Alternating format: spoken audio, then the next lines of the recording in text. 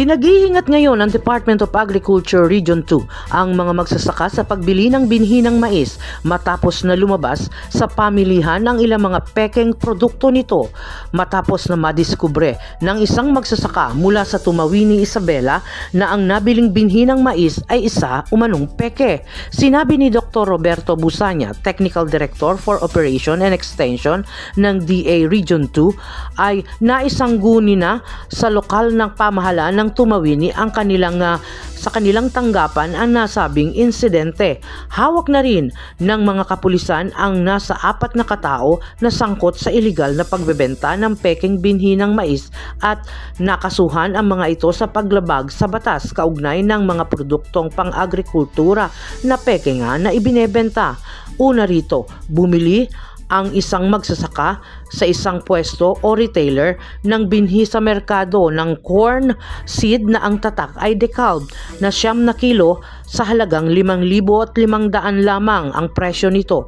Mas mura ng 500 piso kumpara sa original price nito na 6,000. Dahil sa murang presyo, nag-alinlangan ang magsasaka at nagsumbong sa mga otoridad at dito nga nadakip ang salarin sa tulong ng pinagsanib na puwersa ng Municipal Agriculture Office at ng PNP. Base sa investigasyon, nabili ang mga pekeng binhi ng isang unaccredited o hindi akreditadong distributor na kumpiska rin ang nasa 192 bags na may halagang humigit kumulang sa 1,000,000 piso. Naibenta na rin daw ang iba pang bag ng binhi sa iba pang mga magsasaka. Kinumpirma rin ng Bayers Company na may-ari ng decalb product na peke nga yung nabiling binhi ng magsasakang ito. Bukod sa decalb ay may nakita rin na mga pekeng binhi mula sa Pioneer. Ilan sa mga palatandaan na pekeng produkto ay mas murang presyo at ang packaging ay hindi kasing katulad ng original na mga may malalaking letra ng logo nito. Dagdag pa ni Busanya, maaring kinukuha ang pagkakataon ng mapagsamantalang mga individual na ito dahil nga dry season planting na at ngayon ay marami na ang nagsisimulang magtanim ng mais sa naturang rehiyon. Nanawagan naman ang opisyal na sa mga magsasaka na bumili sa lehitimong bilihan ng binhi upang hindi maloko. Para sa MBC Network News, ito si RH25, Grace Vera Sansano, tuloy-tuloy sa pagbabalita, tuloy-tuloy sa serbisyo, sama-sama tayo, Pilipino. Kalunos-lunos ang sinapit ng isang lalaki na bangkay na ng natagpuan, walang ulo at 2 braso at may mga tama pa ng saksak sa katawan. Natagpuan ang bangkay na nakasilid sa sako sa Barangay Buhang, Distrito ng Haro, Iloilo City. Sa labas ng sako may nakadikit na karton na may nakasulat na ibabalik ang kamay na bakal. Babala sa mga pusher, Merry Christmas 2023. Bago nito, unang natagpuan ang 2 putol na braso na nakasilid sa sako sa Barangay Tikod, Distrito ng La Paz sa Iloilo City rin.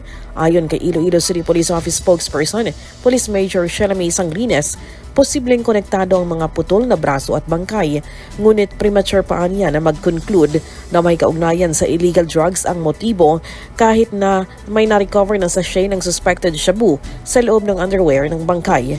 Sa pinakahuling impormasyon mula sa mga autoridad, may nag-claim ng bangkay at ng mga putol na braso at kinilala ng pamilya mula sa bayan ng San Miguel, Iloilo na ang kanilang kaanak na si Christopher Cavalquinto ang natagpuan na identify ito dahil sa piklat sa tuhod. Sa ngayon, hindi pa natagpuan ang ulo ng bangkay. Mula sa Action Radio Iloilo, ito signing Grace Bravo. Tuloy-tuloy sa pagbabalita, tuloy-tuloy sa serbisyo, sama-sama tayo, Pilipino.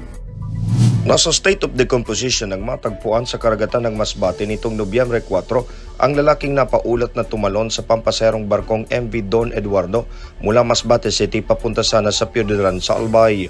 Ayon sa Coast Guard Masbate, isang mangingisdang nakakita sa katawan nito na palutang-lutang malapit sa baybayin ng Barangay Resurrection sa nasabing bayan. Kinumpirma naman ito ng mga kapamilya na itong lalaking tumalon sa Roro vessel noong Nobyembre 1. Dagdag pa na nasabing opisina na sa state of decomposition na umanong katawan ng lalaki nang matagpuan ito kaya agad na itong inilibing ng mga otoridad. Para sa MBC Network News, ito si Ray Baton Jr.